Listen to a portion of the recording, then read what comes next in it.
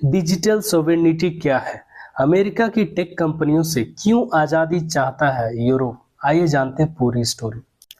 क्या आपने सोचा है कि आपका डेटा किस देश के कंट्रोल में है? आपकी ईमेल, बैंकिंग, सरकारी फाइल्स, एआई सिस्टम अगर किसी विदेशी कंपनी के सर्वर पर हो, तो क्या आपका देश वाकई सुरक्षित है?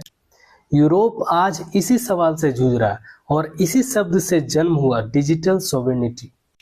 डिजिटल सॉवरेनिटी का मतलब है हमारा डेटा, हमारे कानून, हमारे सर्वर।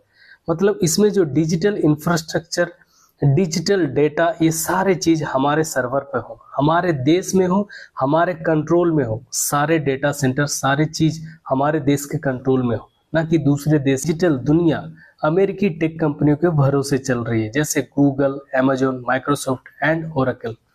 समस्या ये है कि ये कंपनियां अमेरिकी कानूनों के अधीन है और यूरोप के यह डर सताता है कि कभी कोई ट्रेड वॉर सिचुएशन या फिर कोई वॉर सिचुएशन हुआ तो उस सिचुएशन में ये कंपनियां हमारे डेटा को अमेरिकी सरकार को भी दे सकता है।